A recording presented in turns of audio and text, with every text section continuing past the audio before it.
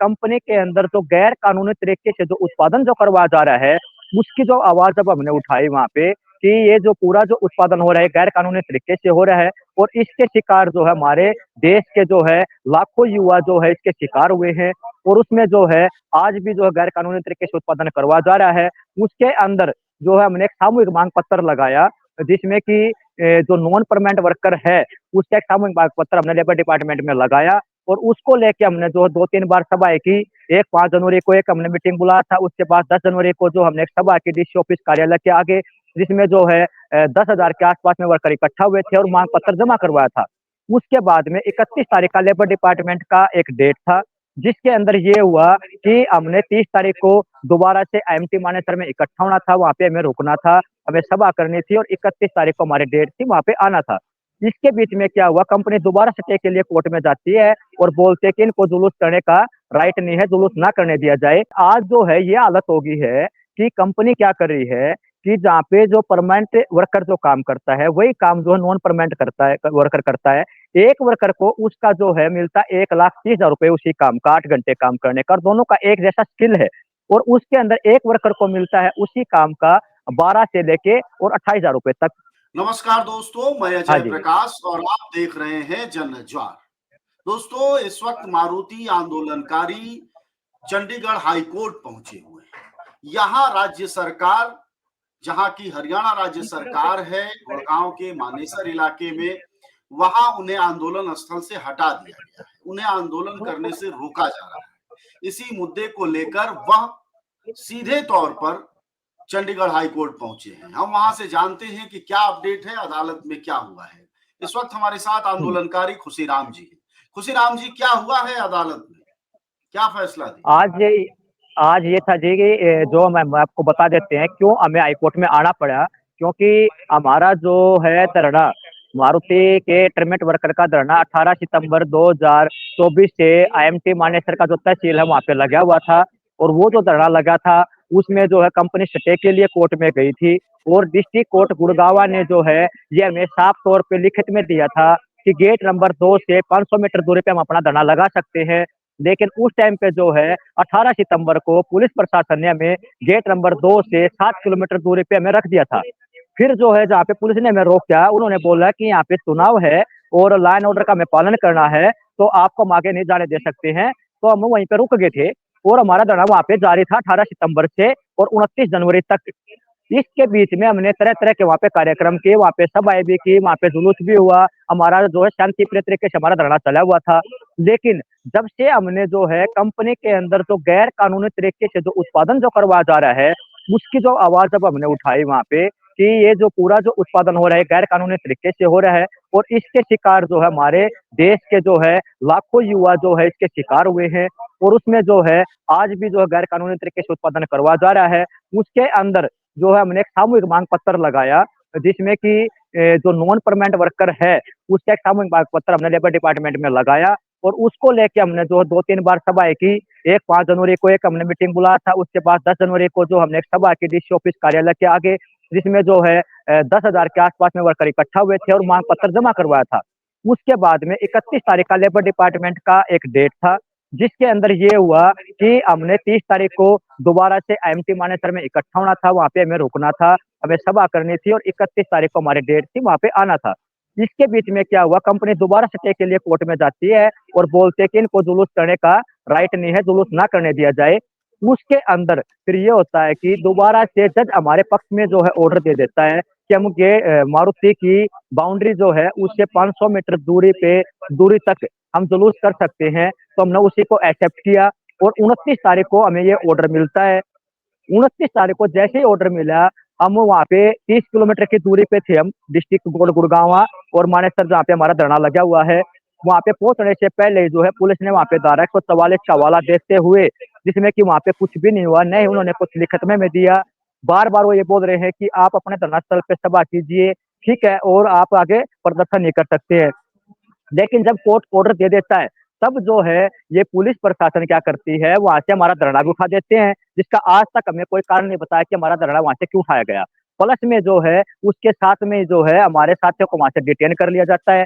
तो वहाँ से हमारे जो टेंट है उसको उखाड़ दिया जाता है, हमारा जो खाने-पीने का जो भी सामान था, जूते-चप्पल सब वहाँ से उठा लेती है पुलिस और उसके बाद में 30 तारीख को दोबारा हम जो है वहाँ पे इकट्ठा होने के जो प्रयास कर रहे हैं, तो वहाँ पे जो है पुलिस बार-बार डिटेन कर रहा है। 30 तारीख को भी रात को हमें छोड़ दिया जाता है, रात को हम फुटपाथ पे सोते हैं, कोई कहीं सोता है, कोई कहीं सोता है।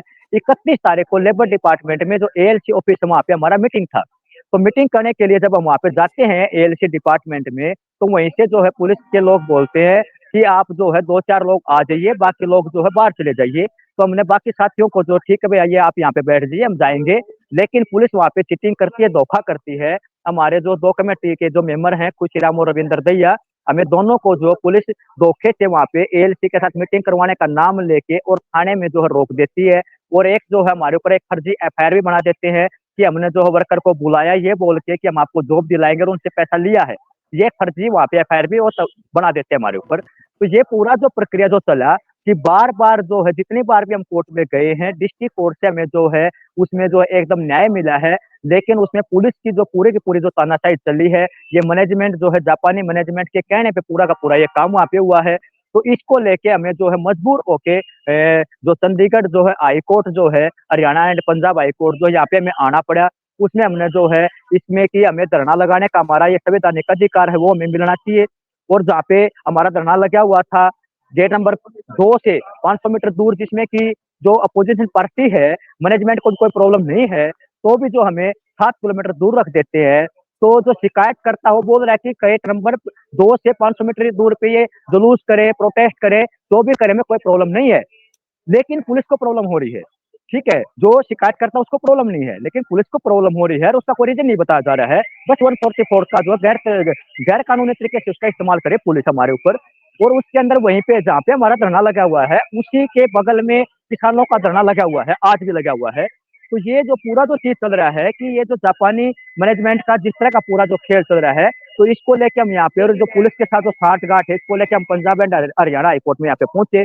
यहाँ पहुँचने पे जो हमारे जो एडवोकेट जी हैं, जिसमें अर्जुन शोराण है और राजेंद्र सिंह चीमा, ये आज हमारी जो डेट थी उसमें अपीयर हुए। लेकिन आज जो है जिस जज के पास हमारा केस गया हुआ था, जो ये पहले का जो हमारा जो ये हमारे ऊपर जो क्रिमिनल चार्ज लगाए गए थे, उनमें जो है स्टेट की तरफ से जो ये कुलदीप तिवारी जो है, ये अपीयर हुए थे कोर्ट में स्टेट की तरफ से और आज ये जज बन चुके हैं और जो है बाई चांस जो है ये केस भी हमारा उन्हीं के पास गया हुआ था। तो इसके में जो है जज साहब ने बोला है कि देखो इस केस में मैं पहले जो स्टेट की तरफ से अपीयर हो चुका हूँ, इसलिए मैं ये सुनवाई नहीं कर सकता हूँ और उसमें जो है वो जो डेट जो हमें दे रहे थे वो मार्च में डेट दे रहे थे, लेकिन चीमा सर की रिक्वेस्ट से जो है ये हमें जो डेट मिला है परसों का मिला है, 20 फरवरी का मिला है। 20 फरवरी को दूसरे जज के पास में जो हमारा ये केस जो है चला जाएगा और उस पे फिर ये सुनवाई होगी और हमें ये उम्मीद है कि जो है हाई कोर्ट जो है इसमें ठीक से जो है जांच करेगा और जो निष्पक्ष होके हमारे पक्ष में ये फैसला आएगा क्योंकि ये जो धरना लगाने का और हमारा प्रोटेस्ट करने का संवैधानिक अधिकार है, इससे हमें जो है वंचित नहीं रखा जा सकता, ये हमें उम्मीद है। फिर भी देखते हैं कि 20 तारीख को हाई कोर्ट में क्या होता है। हम दोबारा फिर जो है 20 तारीख को हाई कोर्ट में पहुंचेंगे और यहाँ पे जो भी डिसीजन होगा, आज तक हमने कोर्ट का एक भी डिसीजन ऐसा नहीं हुआ कि हमने उसका जो है पालन ना किया हो।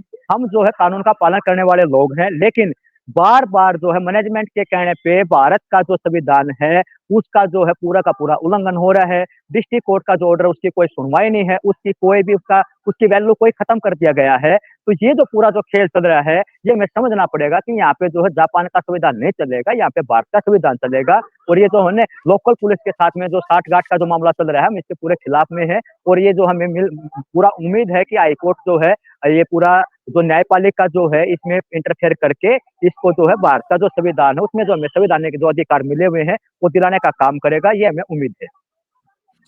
मतलब आपका ये कहना है, अगर हम आपकी बात को समझें कि आपका आंदोलन सितंबर से जनवरी 29 तक चलता रहा, लेकिन जब आप लोगों ने मारुति के भीतर आपने कहा गैर कानूनी ढंग से काम कराया जा रहा है, उनको मजदूरों के सवाल उठाए। गैर कानूनी हाँ ढंग जी। से एक कानूनी कंपनी में कैसे काम कराया जा रहा है, ये जरा पाठकों दर्शकों को बताइए, जिसके बाद आपके धरने को उठा दिया गया, उजाड़ दिया गया। ठीक लेबर कमिश्नर के आदेश के बावजूद, सेशन कोर्ट के आदेश के बावजूद आपको धरना देने का अधिकार से वंचित किया जा रहा है। है। तो गैर बिल्कुल कानूनी जी। मजदूरों को किस तरह से खटाया जा रहा है मारुति जैसी कंपनी। हाँ, इसके अंदर ये हो रहा है कि मारुति ये एकदम ये समझना पड़ेगा कि सुप्रीम कोर्ट ये बोलता है कि जहाँ पे समान काम है, वहाँ पे समान वेतन वर्कर को मिलना चाहिए। और दूसरा चीज़ ये बोलता है कि स्थायी काम पे स्थायी रोज़गार होना चाहिए। ये एक चीज़ है। इसके अंदर दोनों ही चीज़ के अंदर हमने ये पाया कि आज जो है ये हालत हो गई है कि कंपनी क्या कर रही है कि जहाँ पे जो परमानेंट वर्कर जो काम करता है, वही काम जो है नॉन परमानेंट करता है वर्कर करता है। एक वर्कर को उसका जो है मिलता है 1,30,000 रुपए उसी काम का 8 घंटे काम करने का और दोनों का एक जैसा स्किल है। और उसके अंदर एक वर्कर को मिलता है उसी काम का 12 से लेके और 28,000 रुपए तक। तो ये जो सैलरी का जो गैप है कि जो है उसी काम का एक वर्कर को इतना ज़्यादा पैसा मिल रहा है और उसी काम का दूसरे वर्कर को इतना कम पैसा मिल रहा है। ये चीज़ हमने उठाई एक। सेकंड बात ये कि जहाँ पे स्थायी काम हो वहाँ पे स्थायी रोजगार होना चाहिए। मारुति कंपनी के अंदर क्या हो रहा है आज जो है 83% वर्कर जो है वो वहाँ पे नॉन परमानेंट वर्कर है और वहाँ पे परमानेंट वर्कर जो है वो 17%। और होना चाहिए था इसका उल्टा कि वहाँ पे जो परमानेंट क्योंकि स्थायी कैटेगरी का काम है, ये क्या कर रहे हैं काम वही है, वर्कर को जो अदला-बदली वहाँ पे चल रही है। और आज तो जो है इतनी बुरी हालत से हम गुज़र रहे हैं कि एक ये था कि किसी भी कंपनी में काम करने के लिए कोई जाता है, तो उसका जो है कि ये था कि 58 साल तक उसका जॉब चलेगा। अब इन्होंने रिटायरमेंट का भी नया सिस्टम बना लिया। ये क्या कर रहे हैं, 18 साल की जब उम्र है, किसी ने 10वीं पास किया किसी स्टूडेंट ने 10वीं पास करने के बाद में जब वो है कंपनी बोल रही है कि हम आपकी आईटीआई करवाएँगे। आईटीआई के नाम पे उनको लेके आती है। वर्कर जो है आईटीआई के नाम पे जो कंपनी में आता है और जो भारत सरकार भी इसमें बोलती है कि जो है हम अपने जो युवाओं को स्किल देंगे। स्किल इंडिया की तर्ज के ऊपर ये सब जो काम हो रहा है, उसके अंदर जो 18 साल की उम्र में कोई स्टूडेंट आया, 2 साल उससे जो आईटीआई के नाम पे पूरा उत्पादन करवाया जाता है। प्लस में उसको जो है मतलब इसके साथ में उसको जिस तरह की स्किल मिलनी चाहिए, उस तरह की स्किल उसको नहीं दी जाती है। इसके साथ में जो पहले जो आईटीआई जो होती थी, गवर्नमेंट आईटीआई होती थी, जिसमें प्रैक्टिकली भी और फिजिकली भी दोनों चीज़ अच्छे से सिखाया जाता था, तो यहाँ पे वो 2 साल उत्पादन करवा लिया, फिर 6 महीने जो है एक और ट्रेनिंग चलेगी और उसके बाद में जो है इसमें कुछ पैसा सरकार देती है, कुछ पैसा कंपनी देती है और वर्कर को मिलता है इसके अंदर जो है खाली बस ये स्टूडेंट ट्रेनिंग के नाम पे जो है पूरा उत्पादन वहाँ पे करवाया जाता है, स्थायी कैटेगरी का काम वहाँ पे करवाया जाता है। उसके अंदर जो उसको मिलेगा 12,000 15,000 रुपए। इसके साथ में फिर जो है 1 साल उससे अप्रेंटिसशिप करवाया जाएगा, फिर 1 साल टीडब्ल्यू 1 1 साल टीडब्ल्यू 2। कुल मिला के मेरा कहने का ये है कि 5 से 6 साल जो एक युवा को जो है कंपनी रखती है, उससे जो है फ्री फंड में काम करवाया जाता है और उसको जो है जिस तरह की एडवांस कंपनी है, उस तरह की एडवांस जो है उसको जो है मतलब स्किल नहीं दी जाती है। एक तरह से जो है और जो आईटीआई करके आते हैं वर्कर गवर्नमेंट आईटीआई करके आते हैं, उनको भी डी-स्किल करने का काम जो है मारुति मैनेजमेंट जैसी कंपनी यहाँ पे कर रही है। तो ये जो भारत का जो सपना है कि हम अपने जो देश को जो है स्किल इंडिया को जो नाम दिया, हमारे युवाओं को हम स्किल देंगे, तो ये पूरा का पूरा एकदम जो हमारे युवाओं के साथ में चीटिंग है। और हमने ये पाया इसके अंदर लगभग 11 लाख लोगों के साथ में पिछले 13 साल में बस मारुति कंपनी ने जो है उनके साथ में पूरा फ्रॉड किया है, पूरा चीटिंग किया है कि उनसे जो 5 साढ़े 5 साल काम करवाया, उसके बाद में वहाँ पे जो है उनको निकाल देती है कंपनी और जो सर्टिफिकेट वो देती है, उसको जो जब लेके जाते हैं दूसरी कंपनी में, वो देखते हैं ये काम आपने किया है, उसको कहीं पे भी जॉब नहीं मिल रहा है, न तो जो है उसको स्थायी काम मिल रहा है और 12-15 हज़ार रुपए से ऊपर का उसको जो है अस्थायी काम भी उसको पाने के लिए मुश्किल का सामना करना पड़ रहा है। तो इस हालात के अंदर जो हमारे युवाओं का जो फ्यूचर है, वो किस दिशा में जा रहा है, हमें समझना पड़ेगा। और अब जो है ये 11 लाख जो युवा ये कहाँ पे जाएँ? इसका ज़िम्मेदार कौन है? इसमें भारत सरकार तो बोल रही है कि 11 लाख लोगों को हमने रोज़गार दे दिया। उधर से जो है कंपनी ने इनको जो है पूरा का पूरा तबाह कर दिया। उसी उम्र में ये अपना फ्यूचर सेट कर सकते थे, किसी और दिशा में ये जा सकते थे, पढ़ाई कर सकते थे और कोई रास्ता चुन सकते थे और कोई जो है अपना रोज़गार चुन सकते थे। लेकिन इसके साथ में बड़ा धोखा हुआ है। इसकी जब हमने ये बात उठाई और कंपनी के अंदर अभी भी ये लगातार ये चीज़ जारी है और हमने ये माँग किया लेबर डिपार्टमेंट में कि इसकी जाँच होनी चाहिए। और जब ये जाँच होने का जब बात आया तो वहाँ पे जो एएलसी थे, उनका जो है उन्होंने बोला कि बिल्कुल हम इसकी जाँच करवाएँगे, उनका ट्रांसफ़र कर दिया जाता है। जब 10 जनवरी को हम जो सामूहिक माँग पत्र जब जमा करवाने जाते हैं, तो उसका वहाँ से ट्रांसफ़र हो जाता है। इसके साथ में पुलिस की इस लेवल पे तानाशाही चल रही है कि हमें लेबर डिपार्टमेंट में मीटिंग तक नहीं करने दिया जा रहा है, उसी डेट में हमें डिटेन कर लिया जा रहा है। फिर हम जो है अभी पिछले संडे 16 तारीख को प्रजापति धर्मशाला में हमने एक जनरल बॉडी मीटिंग बुलाया था वहाँ पे भी जो है पूरी पुलिस को तैनात कर दिया जाता है और धर्मशाला का जो ओनर है, उसको भी तो धमकाया जाता है कि ये लोगों को अगर आप धर्मशाला देंगे तो आपके ऊपर कानूनी कार्रवाई की जाएगी। वहाँ से भी हमें जो खुशी है संडे को खुशीराम जी, निकाल दिया जाता है। खुशीराम जी, आप लोगों के पक्ष में लेबर कोर्ट फैसला देती है, सेशन कोर्ट देती है, नागरिक समाज कहें तो धर्मशाला का मालिक आप लोगों को कमरा नहीं दे पाता है। तो क्या मजदूर आंदोलनों की भाषा में या समाज की भाषा में, आंदोलनकारियों की भाषा में, क्या इसी को पुलिसिया राज कहा गया है, जहां बाकी पूरा सिस्टम कोलैप्स कर जाता है और सभी निर्णय के अधिकार सीधे पुलिस के हाथों में होते हैं? क्या ये हालत है? हाँ, बिल्कुल। बिल्कुल यही है कि आज जो जजमेंट जो है वो कोर्ट नहीं सुना रहा है। आज थाने के अंदर ही जो है जजमेंट दिए जा रहे हैं, एक तरह से देखा जाए तो। उनका जो भी ऑर्डर हो गया वही है, बस सब सर्वसम्पन्न वही है, वही जो कर रहे हैं, उसी में जो जैसे मान लिया ये जो पूरा जो चीज़ आया, धरना उठाने का चीज़ लेके 31 तारीख को पूरा सिस्टम वहाँ पे देख रहा है, वहाँ पे डीसी वहाँ पे है, पूरा कोर्ट वहाँ पे है, सबके सामने पूरा तमाशा हो रहा है और कोई उसमें कोई बोल नहीं रहा है। और जब हम जाते हैं किसी भी अफसरशाही के पास में जब जाते हैं, किसी बड़े अधिकारी से जब मिलते हैं, तो क्या बोलते हैं?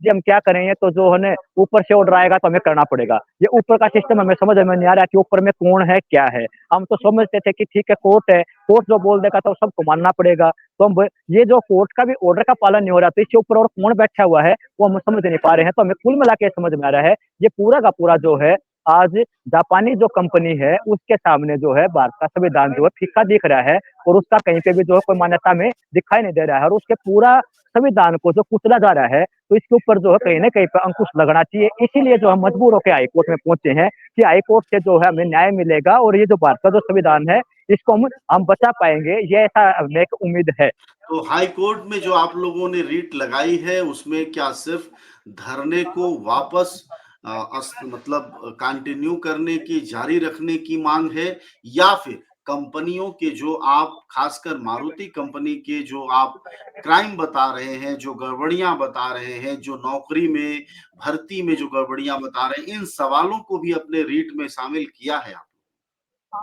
नहीं, इसके अंदर ये हुआ जी, सिंपल 2 चीज़ें हैं। एक तो जो है इसके अंदर जो अर्जुन शोरान और राजेंद्र सिंह चीमा ने जो रेट जो लगाई है, इसके अंदर 2 चीज़ें कोई हमने माँग की है। एक कि जाओ जो हमारा धरना लगा हुआ था 18 सितंबर से पूरा शांतिप्रिय तरीके से वो धरना हमारा चल रहा था, तो हमें जो धरना लगाने का हमारा संवैधानिक अधिकार है और जो कोर्ट का जो ऑर्डर है कि 500 मीटर दूरी पे गेट नंबर 2 से 500 मीटर दूरी पे हम धरना लगा सकते हैं, उसको लागू किया जाए।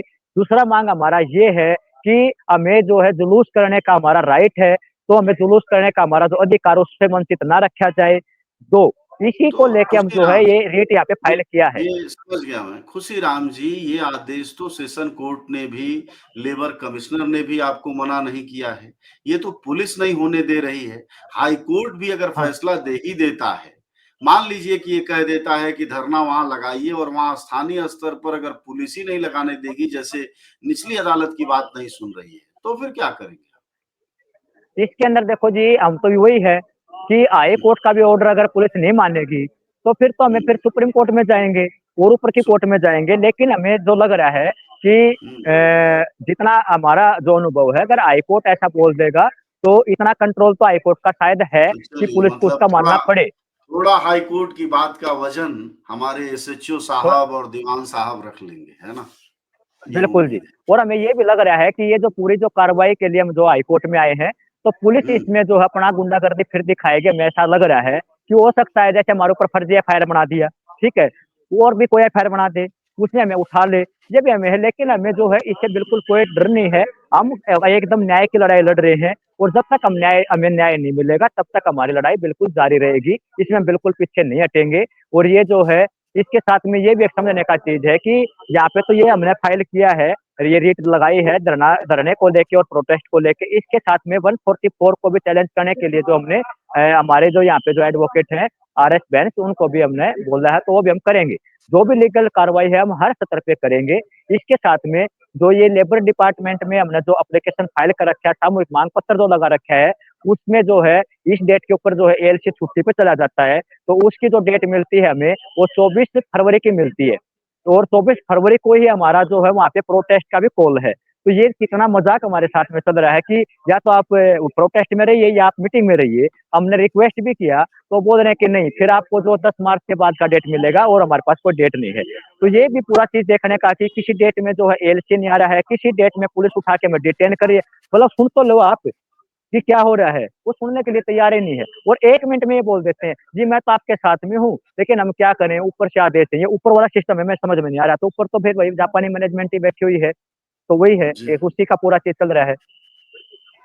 शुक्रिया आपका बातचीत के लिए, अपनी बात विस्तार से बताने के लिए। हमारे साथ मानेसर मारुति के आंदोलनकारी खुशीराम थे। वो अपने साथियों के साथ चंडीगढ़ हाई कोर्ट पहुंचे हैं और उन्होंने वहां बड़ी अदालत में अपील लगाई है कि हमको धरना प्रदर्शन करने दिया जाए।